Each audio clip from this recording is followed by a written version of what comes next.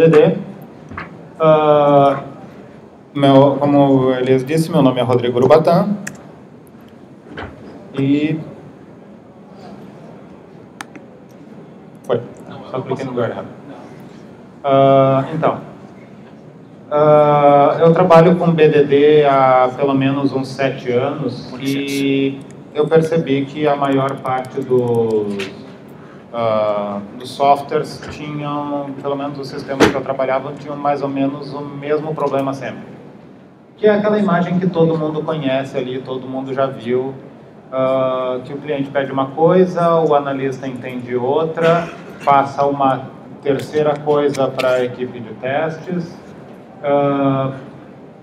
e daí o cara desenvolve uma coisa completamente diferente, e ou tu entrega uma coisa que o cliente não tinha nada a ver com aquilo, ou aparece um monte de bug porque o desenvolvedor não entendeu o que estava especificado e o testador está testando uma coisa, uma quinta coisa ainda. Então, ou seja, o maior problema da grande maior parte dos projetos de software era simplesmente comunicação. Que é um problema de quase todas as coisas que envolvem pessoas, né? Comunicação é sempre o problema.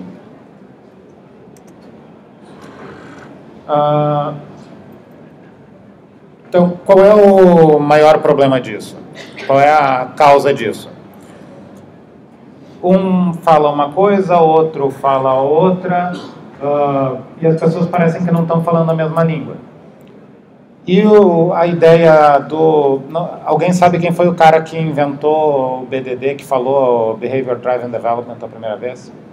Foi um cara... Então, tem pouca gente, 2 levantaram a mão só. Foi um cara chamado Dan North, que escreveu um artigo dizendo por que ele não gostava de Test Driven Development. O que ele sentia falta no Test Driven Development, e o BDD foi inspirado quase 100% em Test Driven Development. Então, como é que a gente resolve esses problemas de comunicação, tanto quando está todo mundo trabalhando junto, quanto numa equipe remota, que é o meu caso hoje, era o meu caso na HP, e eu acho que nos últimos 8 ou 10 anos, eu passei 2 anos só trabalhando num projeto em que estava todo mundo no mesmo lugar. Todo o resto do tempo, ou tinha parte da equipe remota, ou estava todo mundo remoto, e esses problemas de comunicação, quando as pessoas não estão no mesmo lugar, só aumentam. Então, só que todo mundo tem que trabalhar como um time para resolver isso. O analista, o testador, o cliente, todo mundo tem que trabalhar junto mesmo não estando no mesmo lugar.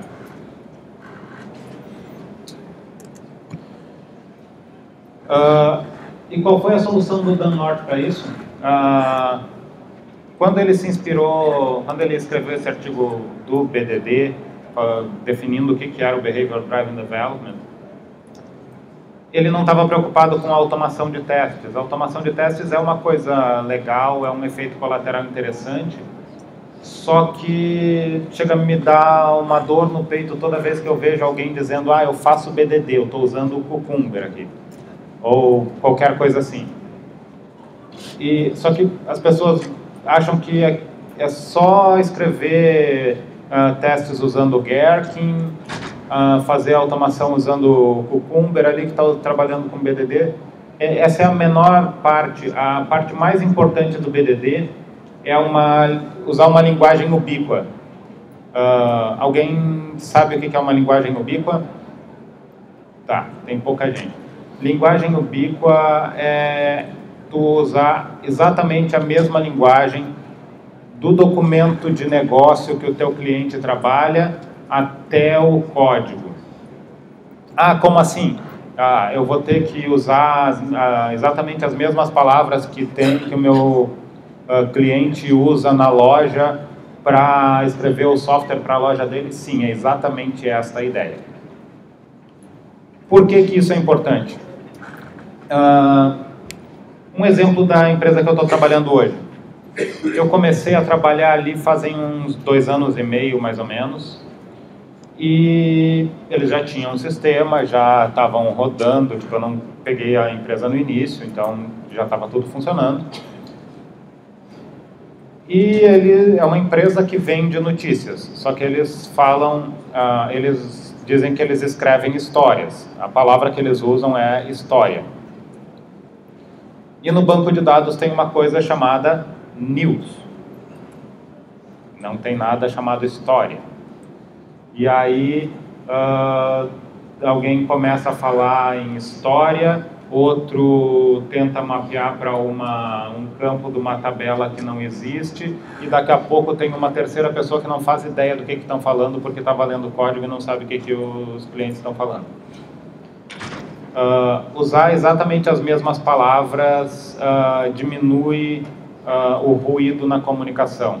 Vai fazer com que o cliente fale a mesma linguagem que o desenvolvedor, que vai falar a mesma linguagem que o testador, então, que vai falar a mesma linguagem que o analista, que o cara de marketing. O que isso quer dizer? Por exemplo, se tu tem no teu sistema, se tu chama alguém no teu sistema de escritor, tu chama o outro de editor, tu chama o outro de administrador, e aí tu tem uma entidade no teu código lá chamada usuário. E tu tem uma propriedade desse usuário que diz se ele é um escritor. Já está errado. Se o teu negócio fala, este daqui é um escritor, tem que ter um escritor no código, porque senão tu vai implementar uma coisa na tua classe usuário, que pode ter uma propriedade que diz que ele é um escritor, só que a regra para um escritor é diferente da regra para um editor. E aí tu vai ter que encher de ifs e lembrar que aquela coisa que está lá no usuário não se aplica para os usuários de outro tipo. E o teu cliente vai falar para ti, os editores têm que fazer isso, e aí as regras vão começar a se bater porque tu resolveu que tu não ia implementar as coisas da forma como ele usa no negócio. E a última vez que eu fiquei sabendo, os sistemas que a gente desenvolve servem só para resolver problemas de negócio, né? Alguém desenvolve algum tipo de sistema que não seja para resolver o problema do negócio de alguém? Não, né? Testa algum sistema que não sirva para resolver problemas de outras pessoas? Só o sisteminha que eu uso para brincar lá em casa, usando a IoT Surfboard lá para ligar e apagar, acender e apagar a luz, esse não conta, né? De resto, todos os sistemas que eles pagam a gente para desenvolver, para testar, para melhorar, são para resolver problemas de negócio.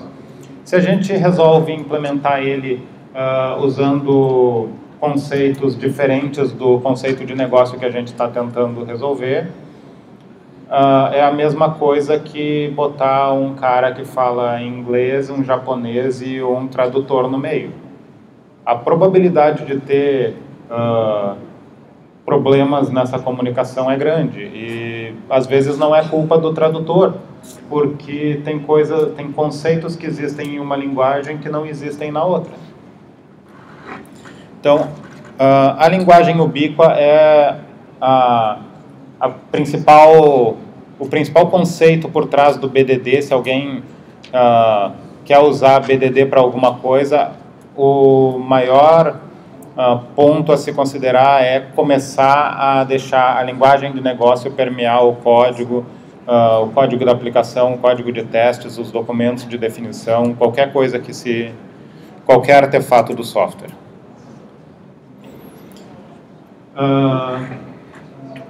Como é que o BDD vai ajudar no design do software? Todos os conceitos que forem colocados no teste, tu tem que testar, é o que vai trazer valor para o cliente. o objetivo dos testes é garantir que o software vai trazer valor para os clientes. O objetivo do código que se escreve é trazer valor para os clientes. Então, usar sempre a linguagem de negócio para especificar o software, para testar o software, para escrever o software, para validar o software, vai resolver a maior parte dos problemas de comunicação. Ou, como eu gosto de usar de exemplo, esta é a receita para fazer o teu sistema não atender mais as métricas da empresa.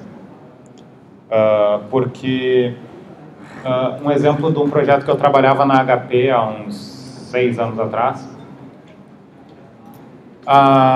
o laboratório que eu trabalhava na HP, eles tinham uma métrica de que a gente precisava corrigir 90% dos bugs encontrados dentro do mesmo mês ou da mesma iteração. Eu não me lembro exatamente qual era o time frame.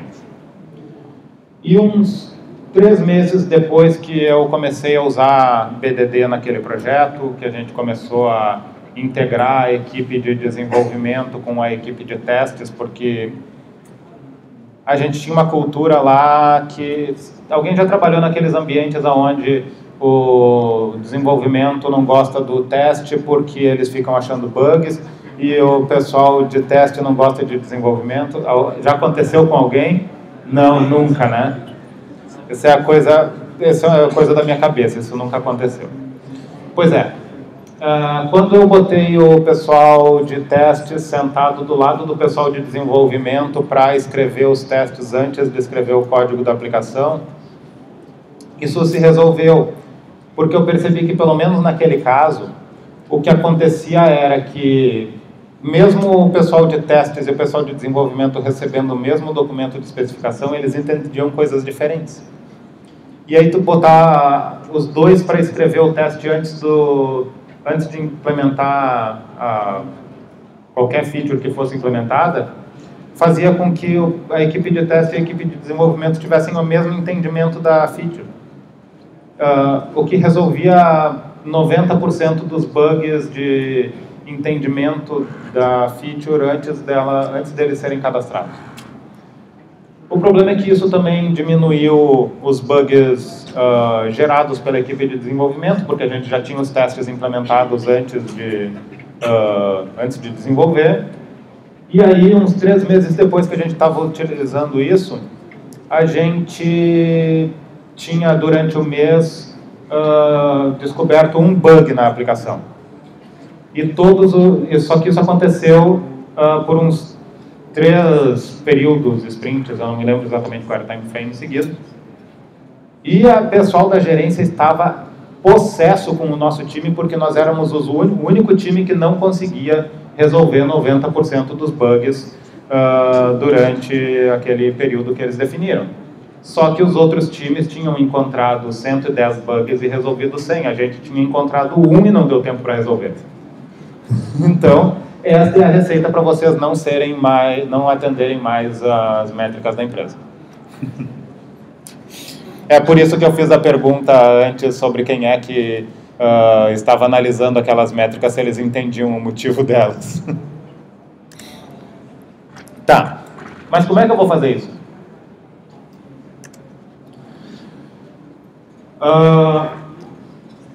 Alguém trabalha com user stories para definir as features que vão ser implementadas aí? Trabalhar com user stories não é... Tem bastante gente até, bem legal. Trabalhar com user stories não quer dizer que tu vai trabalhar com BDD. A maior parte dos métodos ágeis usa user stories. Mas a ideia é que dentro de uma user story, tu consegue ter quem é o ator que vai, quem é a pessoa, quem é o papel no sistema que vai usar aquela feature, o que o cliente quer e por quê. Essas 3 informações são chaves para um analista, um desenvolvedor, um testador poder tomar decisões de negócio em cima da feature que vai ser implementada, poder decidir qual é a melhor forma de ser implementada, porque tu sabe para quem, o que o cara quer e por que o cara quer. Se tu conseguir responder essas 3 perguntas, a user story está bem escrita. É por isso que se tem aquele template, em português fica como eu quero e para quê. Respondendo essas 3 perguntas, tu dá praticamente a habilidade do desenvolvedor ou do testador entender exatamente o motivo daquela feature existir no sistema. E como eu trabalho, a equipe de desenvolvimento da empresa que eu trabalho hoje é eu no Brasil, um colega na Alemanha, o meu chefe nos Estados Unidos, a gente usa direto o Trello para armazenar essas user stories. Então eu tenho uma coluna de sprint, in progress, under test, e as histórias nos cartões do Trello seguem sempre esse template. As a reporter, I want, so that. Então, com isso, eu consigo entender, eu consigo saber para quem que eu tenho que perguntar mais detalhes, porque se está ali como um repórter, eu posso perguntar para qualquer repórter da empresa como é que ele usa aquele recurso, como é que isso vai ajudar ele e como é que é a melhor forma de implementar aquilo.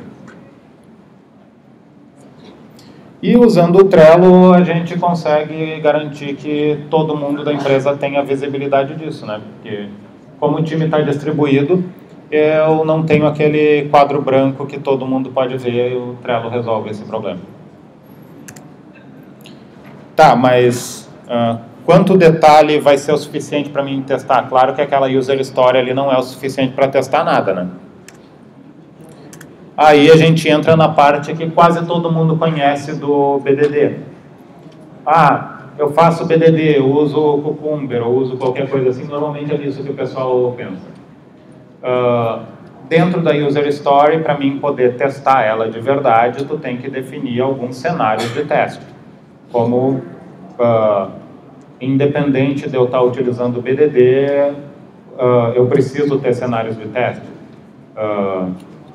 Tem gente que usa PowerPoint não, tem gente que usa Excel para definir o contexto, quais são as pré-condições, quais são as ações que eu vou realizar naquele teste e qual é o output que eu espero. Que coincidência! Contexto, ações e verificação. É exatamente isso que a linguagem do Gherkin ali me dá. E no BDD, para definir esse contexto, a gente usa a palavra given, que são as pré-condições. As ações eu defino com when, quando eu faço alguma coisa, e as verificações no then.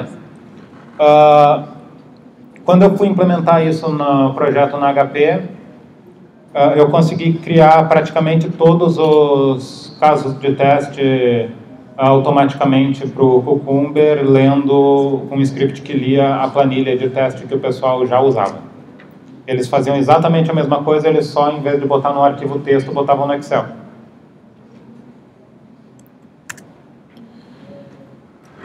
Tá, mas quanto detalhe eu preciso disso? Aí não existe uma regra específica, não existe uma fórmula de bolo, uma receita de bolo que vai me dizer quanto eu tenho que testar, varia de aplicação para aplicação, até que nível de detalhe.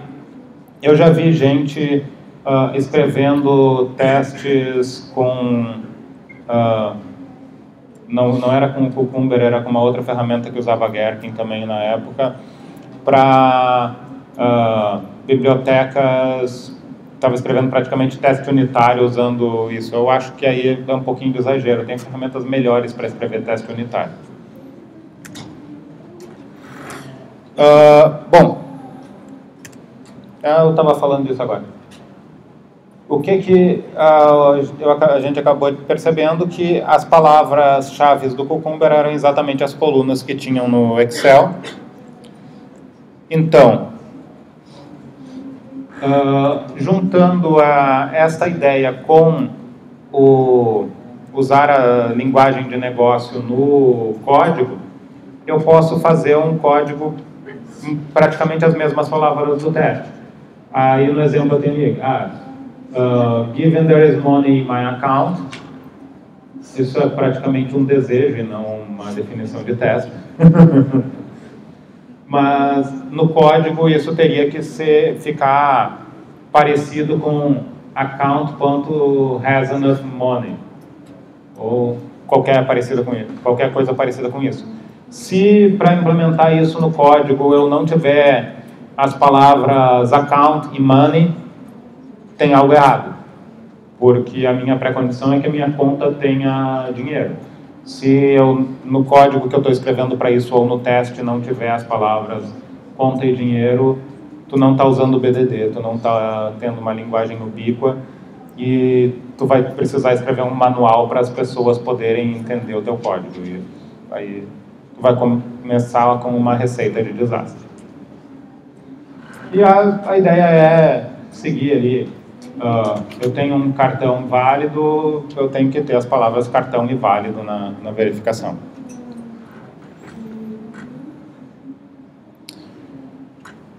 Que legal, agora todo mundo fala a mesma linguagem. Eu tenho um banco, que no banco eles falam que os clientes têm conta. Na minha definição do teste, eu estou dizendo que o cliente tem que ter conta e tem que ter dinheiro. No código também tem as palavras conta e dinheiro.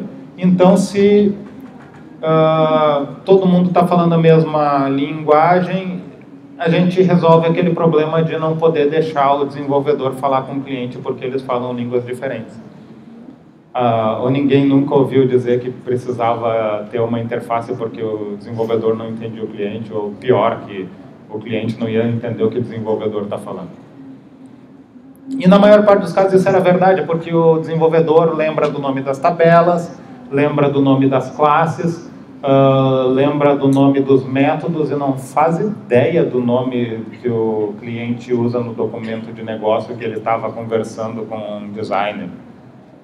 Então, a partir disso, quando o desenvolvedor agora tem no nome das classes dele a mesma palavra que está no documento de negócio, ele vai lembrar e vai entender o que o cliente está falando, e quando o desenvolvedor falar no nome dos métodos, o cliente também vai entender, porque é uma coisa que são palavras que fazem sentido para ele. E aí a gente resolve o problema do telefone sem fio. Alguém já brincou de telefone sem fio quando era criança? E por acaso vocês conseguiam entender o que o outro falava do outro lado? Normalmente não, né? Chega no final da fila, tem uma informação totalmente diferente.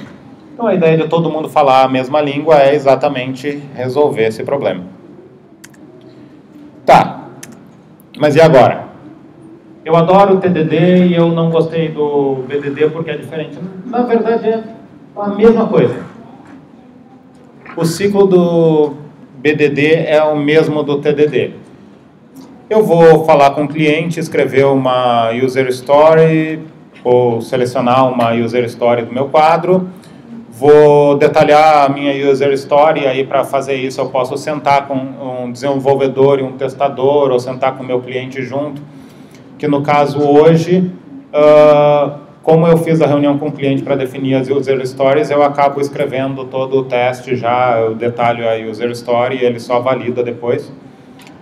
Uma vez, quando eu comecei a estudar sobre o BDD, alguém me disse que existia a possibilidade dos clientes escreverem as user stories. Eu não sei o que aquela pessoa tinha na cabeça, isso nunca vai acontecer para ninguém. Ou alguém aqui já trabalha com BDD, não? Algum de vocês já viu um cliente escrever uma user story? Não, né? Isso parece conto da carochinha, não funciona.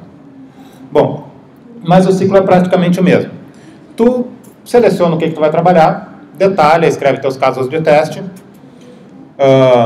automatiza os cenários que tu acha que valem a pena. Tem alguns que não valem a pena, mas tipo, a automação do teste de aceitação vai dar, às vezes não é possível, às vezes vai dar mais trabalho do que vale a pena, então tu vai fazer só os testes unitários, não vai fazer o teste de alto nível. Vai executar os testes e ver eles falharem. esse quadradinho aqui devia ser vermelho. Vai escrever o código para fazer aquele teste de aceitação passar, vai criar uma tela, vai botar um campo novo na tela, vai fazer o teste passar. Vai refatorar. Depois de refatorar, volta para o início, seleciona outra tarefa, detalha ela, escreve os testes. Ou seja, exatamente o mesmo ciclo do TDD. Com a diferença que, a única diferença principal é todo mundo fala a mesma língua. Ah, mas eu preciso usar o Cucumber para isso? Não, não preciso. As diferenças do TDD. O foco principal não é na automação do teste. O foco principal é na comunicação. O foco principal é em usar a mesma linguagem na definição da feature, na escrita do teste. Mesmo que ele não seja automatizado, tu pode definir alguns testes ali, tu definiu os teus cenários, e esse cenário aqui tu disse, não dá para automatizar, eu vou executar manual depois. Sem problemas, o importante é manter a linguagem ubíqua. Então, com isso, a diferença básica do TDD é simplesmente o foco. Tu vai focar mais em escrever toda a definição usando uma linguagem ubíqua, resolver problemas de comunicação, que, pelo menos em grande parte dos projetos que eu já vi, são a fonte da maior parte dos bugs. E aí, depois disso, tu pode automatizar todos os testes que forem necessários. Tá. Como dizia o Steve Jobs, mais uma coisinha. A automação de teste também é importante, e executar os mesmos testes 99 vezes de forma manual é um pé no saco. Alguém não concorda? Pois é. Usando exatamente essa mesma linguagem, as user stories servem como cabeçalho, e se a gente definir os casos, cenários de teste usando aquelas palavrinhas given, when e then, mesmo em português, algumas dessas ferramentas suportam tradução do teste, tu pode escrever o teste todo em português em vez de inglês. Tu pode usar para automatizar os testes o Cucumber, que um monte de gente usa, o Gauge, que é uma ferramenta nova da ThoughtWorks, o RSpec, JBehave, SpecFlow, e mais um monte de ferramentas. Eu já vi gente usando as mesmas palavras dos cenários de teste ali com o JUnit, botando como título usando os nomes dos métodos de teste, usando Snake Case para definir o nome dos métodos como se fossem uma frase. O importante é usar a mesma linguagem. Não interessa qual ferramenta que tu está utilizando para automatizar teus testes. Se eu pegar esse código Gherkin, eu posso automatizar ele, exatamente este teste, com o Cucumber, escrevendo o teste em Ruby. Eu posso automatizar isso com Cucumber, escrevendo meus testes em Java. Eu posso automatizar isso com o Gauge. Se vocês forem ver, é simplesmente um arquivo de texto diferente. Em vez de definir feature lá em cima, com feature 2 pontos no arquivo do Cucumber, eu coloquei o título e os tracinhos, eu coloquei a user story logo abaixo ali, e os cenários usando os passos escritos da mesma forma que estavam no Cucumber, pro Gauge aqui. E o Gauge também.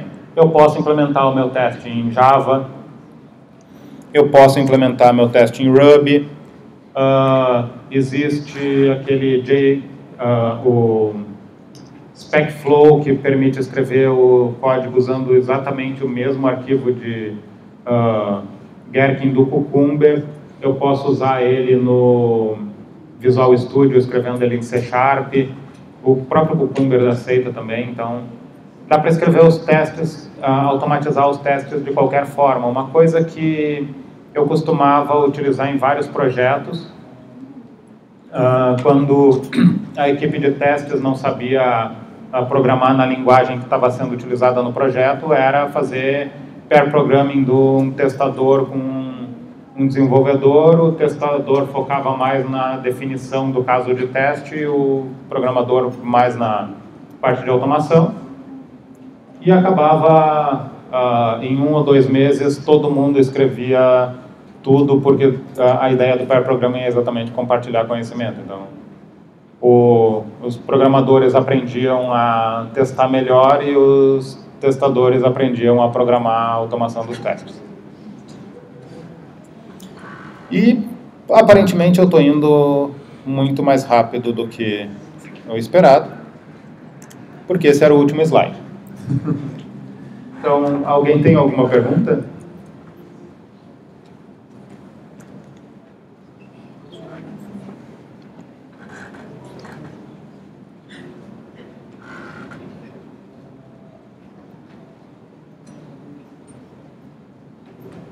Oi. Você trabalha hoje com essa metodologia. Sim. E, assim, qual a dificuldade que você encontrou, ou na HP, como você falou, quando foi encontrado, qual a principal dificuldade que você encontrou em mudar a cabeça das pessoas para elas começarem a trabalhar com isso? A principal dificuldade em implementar isso num time é mostrar, é sempre cultural, é mostrar para as pessoas que elas vão passar menos trabalho trabalhando daquele jeito. A maior parte das pessoas, tipo 99% delas, tem medo de qualquer mudança. Mas quando uma coisa que eu gosto de falar, às vezes, quando eu estou fazendo alguma palestra ou quando eu vou ensinar alguma coisa desse tipo, é que eu sou preguiçoso. Eu não gosto de nada que me faça passar mais trabalho do que eu já passo. Então, se tu mostrar para as pessoas que com aquilo ela vai passar menos trabalho, por mais que ela precise de um esforço para se adaptar àquele novo cenário, ela vai acabar gostando da ideia, porque mesmo as pessoas tendo dificuldade para aceitar coisas novas, normalmente elas aceitam coisas novas que facilitam a vida delas. Então, tu conseguindo, no caso da HP, eu fiz várias equipes começarem a utilizar BDD a partir da equipe pequena de 4 pessoas que eu tinha no meu projeto. Eu implementei numa equipe pequena e as outras começaram a ver aquele negócio de eu não atingir as metas do laboratório não era brincadeira, aconteceu de verdade. E aí quando os outros foram ver por que estava acontecendo, que a gente não tinha mais bugs, e eles descobriram que não era a equipe de desenvolvimento, que não era a equipe de teste que não estava achando bug, porque eles culparam os testadores que não estavam trabalhando direito no início. Então, sério, não faz sentido. Mas, sabe, gerente que não entende para que servem as métricas, eu acho que isso existe em várias empresas, não era só lá. Porque eu já encontrei em mais de uma empresa. Tipo, eu não estou xingando a HP, isso acontece muito. Eles gostam dos números, mas eles não entendem para que eles servem. Então, os números são bonitinhos, eles precisam estar dentro das minhas expectativas, mas eu não sei para que eles servem. Este era o caso lá. Depois que eles entenderam por que a gente não estava atingindo as métricas, que eles viram que o nosso caso era muito melhor do que os outros, eles pediram para a gente começar a falar e tentar convencer as outras equipes a usar a mesma metodologia. E aí eu já tinha desenvolvedores e testadores apaixonados pela metodologia para convencer os outros. Legal.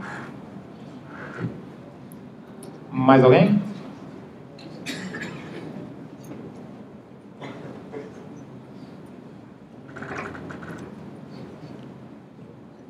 Boa tarde. Meu nome é Glaucio. Eu, na verdade, vou fazer uma pergunta, vou compartilhar uma experiência relacionada ao BDD. Na empresa que eu trabalho, a gente usa o BDD, a minha equipe há mais ou menos uns 4 ou 5 anos, a gente usa o BDD. E uma coisa que eu vejo, assim, é que o BDD ele é muito falado no contexto do web. Se fala muito em BDD para o web, mas a gente usa o BDD para testar aplicações feitas em Delphi, com a ajuda do Test Complete, que é uma ferramenta de teste. E também testa a biblioteca. A minha equipe, especificamente, é mais voltada para a área de pesquisa. E também para desenvolvimento de componentes para compartilhar em toda a empresa. E é usado também o BDD para fazer testes das bibliotecas. E não fazer somente testes de interface. Ao invés de fazer testes unitários, muitas vezes, como tem coisas que são muito complexas, fazem muitas comunicações, a gente usa o BDD para testar o comportamento. E não testar cada pedacinho só. Sim, mas vocês estão utilizando só a linguagem de teste ou vocês estão utilizando essa linguagem ubíqua do negócio até o código? A gente está evoluindo para isso, né? Tá. Então vocês estão evoluindo para usar BDD, vocês não estão usando ainda, me desculpem. Porque o importante é isso, não é os testes. Não vou discordar de você, na sua opinião. Na verdade é a do Dan North, não é minha. Obrigado. Pegando o gancho aí dessa questão da linguagem ubíqua. A linguagem ubíqua não foi do DDD, não? Assim, vamos lá. Exatamente. Pelo DDD, né? Sim, o Dan North, tipo, sim. Ela vem do... A ideia vem do DDD. Isso. E essa questão da linguagem ubíqua não seria, assim, hoje veio o código, mas a partir do DDD, ou assim, até onde eu me recordo, o BDD estava preocupado com a linguagem ubíqua até a questão da escrita dos testes. Não é isso não? Desce também a linguagem ubíqua no BDD para o código também no BDD. DDD sim, não. Hoje em dia, muita gente usa o BDD junto com o DDD, quase casado, né?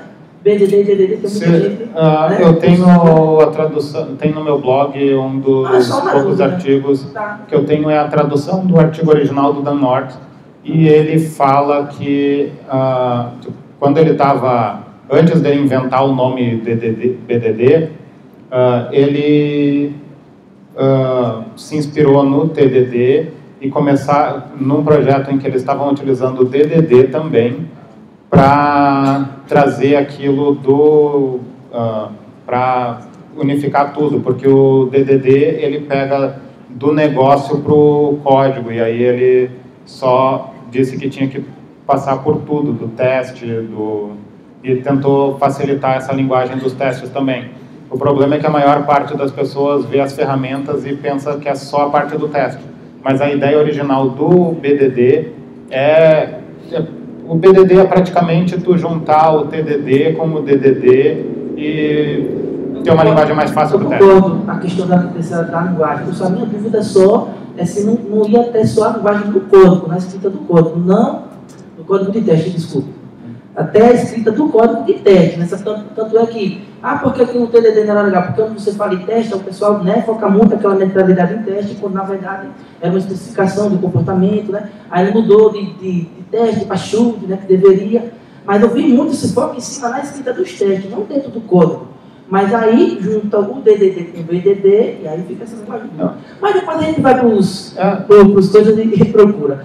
Mas a pergunta que eu queria fazer para você era o seguinte.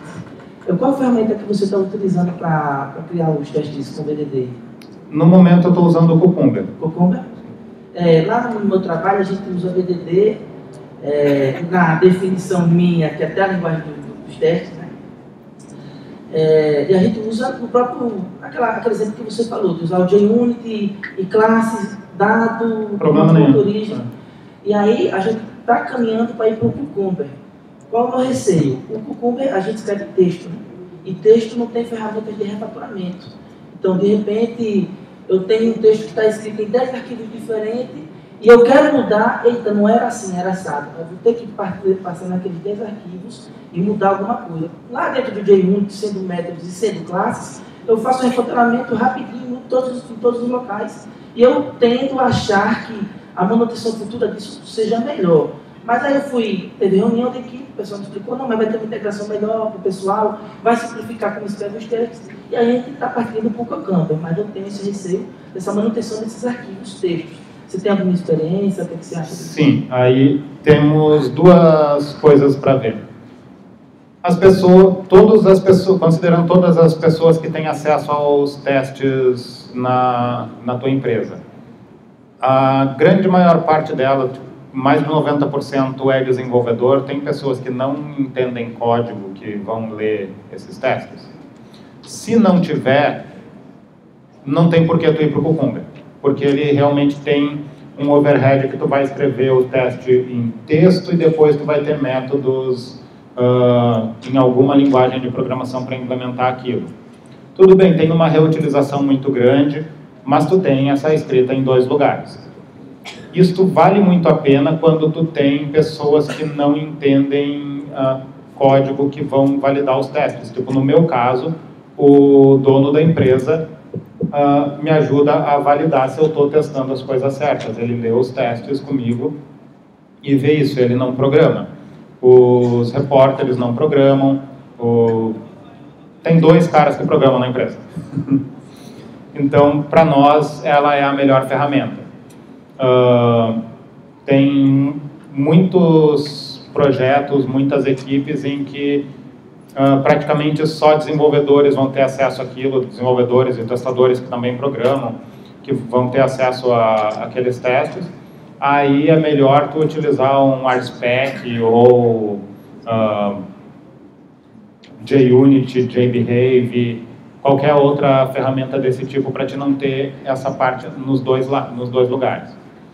Agora, quanto à refatoração, eu gosto de utilizar o IntelliJ IDEA. É minha ideia de preferência, e nele eu tenho refatoração para os testes. Quando eu escrevo alguma coisa no Gherkin, ali no arquivo .feature, se ainda não está implementado, ele marca para mim. Eu posso clicar num balãozinho e ele já bota a implementação no código. Então, existem algumas ideias. Eu sei que o Eclipse tem suporte para isso também, com a instalação de um plugin nele. Então, tu tem refatoração para os testes e tu tem refatoração no Gherkin também.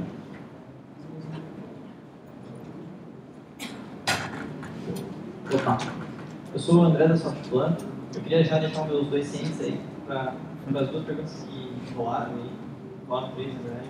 Mas uma é sobre a cultura e outra é sobre também a feature, né? Eu concordo com você que o IntelliJ hoje, para mim, é a única ferramenta que consegue trazer mais benefícios com relação ao fundo, na hora de escrever e tal, porque o Eclipse ele tem suporte, mas ele não dá um suporte tão completinho que nem o IntelliJ, só que o IntelliJ é pago. Então, para fazer a refatoração, acho que é a única ferramenta que vai trazer esse benefício. Sobre a cultura, a gente, lá na Softplan, a gente está tentando implantar isso faz uns 2, 3 anos.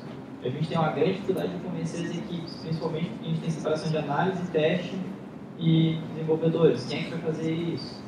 Então a gente entrou em algumas equipes para tentar vender que eles vão conseguir fazer aquilo lá, eles vão ganhar tempo, no sentido de concluir o projeto no tempo esperado, com a qualidade que eles esperavam. Esse foi o nosso método de convencimento para eles comprarem essa ideia e eles nos tocarem dali para frente. Eu tenho uma pergunta para te fazer, que é em relação ao Gauge. Eu estava aprendendo, quando eu estava fazendo esse trabalho de entrar nas equipes com o BDD, a linguagem do BDD em si, ela traz uma limitação, o Gherkin, que tanto na escrita lá, ela te traz algumas limitações, não é tão livre como a gente espera.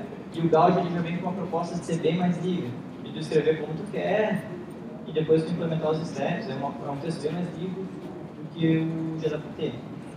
Então, o que tu acha do Gauge? Se tu jogou também. Eu fiz poucos testes com o Gauge e ele me parece uma ferramenta muito boa, principalmente pelo fato dele já ter, a ThoughtWorks já tem plugin para IDE, já tem plugin para editor de texto, tipo, eles estão fazendo um trabalho bem grande para facilitar a tua vida escrevendo aquilo. Eu usei o Gauge mesmo por umas 2 semanas só para ver como é que ele ia se comportar. E, a princípio, a performance da execução de testes é muito boa. Ele tem, inclusive, um overhead menor do que o Cucumber. Mas o Gauge é uma ferramenta nova. Eles lançaram esse ano, se eu não estou enganado, no final do ano passado. E tipo, eu já estou usando uma outra ferramenta. Tipo, os projetos que eu estou trabalhando, todos já têm mais de 1 ano, então não vale a pena trocar para trabalhar só com Gauge em algum projeto para ver como é que funcionava. O que eu vejo, assim, como só fazer mais um complemento, que o Cucumber hoje ele não dá uma ideia boa, né? Ele tá para lançar o Cucumber Pro faz 2 anos que ele tem o projeto pronto e eles não lançam. Que seria a ferramenta que ia salvar a vida de todo mundo. Né? Mas o Gauge tem mais essa flexibilidade para ter uma ideia pronta que vai facilitar a vida de quem está escrevendo para a manutenção. Né? Então, isso que eu vejo como futuro. Obrigado. Só uma coisa quanto ao negócio da cultura na Softplan lá. Tenta começar de baixo para cima e juntar a equipe de desenvolvimento com a de teste para eles fazerem as coisas junto e não fazer um de cada vez, que vai facilitar muito para eles. Isso a gente até já está fazendo, porque o de cima já está todo convencido. O que falta convencer é o de baixo mesmo. Não, então, a gente já juntou todo mundo. Eu pego, agora que eu estou indo nas últimas equipes que eu vou, eu pego a analista, pego o teste e eu deixo esse sim quem vai desenvolver, quem vai escrever as especificações, né? E daí eles vão se reunir e vão sair daquele lá todos alinhadinhos. Só assim que funciona. Se fizer de outra forma, eu estou botando de baixo para cima lá e ele vai ter que fazer pronto e isso daí não funciona. Obrigado.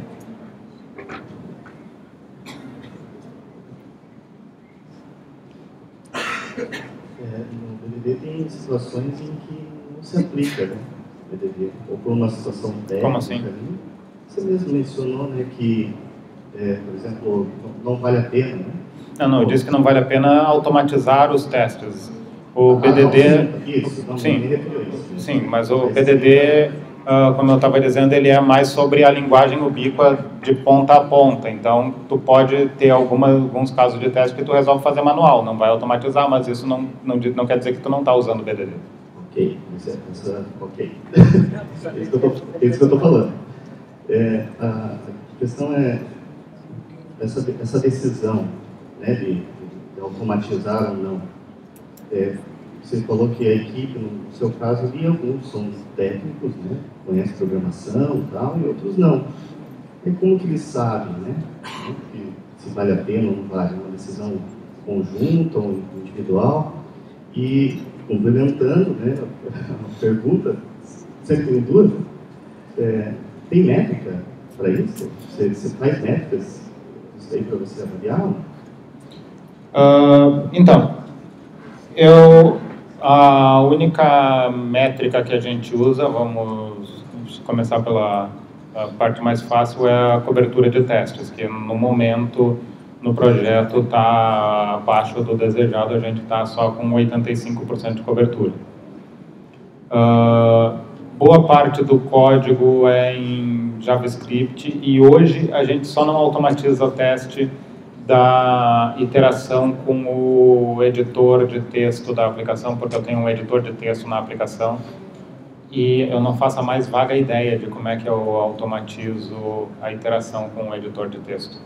Eu preciso realmente de interação manual com aquilo, porque toda a interação JavaScript que eu faço com aquele editor não é exatamente a mesma coisa que tu entrar texto manualmente, que tu copiar e colar de outro lugar. Então, essa parte eu não tenho como automatizar o teste, então eu só defino os testes e tenho que fazer manual. Então, no meu caso é uma restrição técnica, em outros casos pode ser o custo para essa automação aqui é muito alta, ou não tem como definir um critério para te não automatizar os teus testes. Depende, tem que analisar caso a caso, tem que ver o que vale a pena para cada equipe, para cada projeto.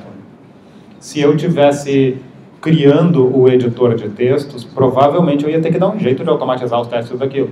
Mas eu estou utilizando o TinyMCE, só que, hoje eu perdi a manhã toda do evento porque foi feito um deploy para produção ontem, adicionando novos recursos para os editores, só que não tinha teste automatizado para eles copiarem texto de uma outra página web e colarem ali, e apareceu um monte de bug de formatação nas coisas que foram enviadas para os clientes, e eu passei a manhã toda desesperado tentando corrigir isso.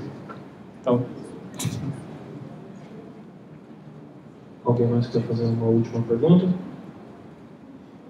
Olioma?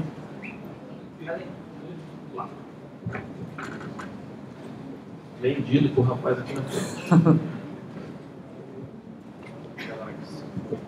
Já que boa tarde, pessoal.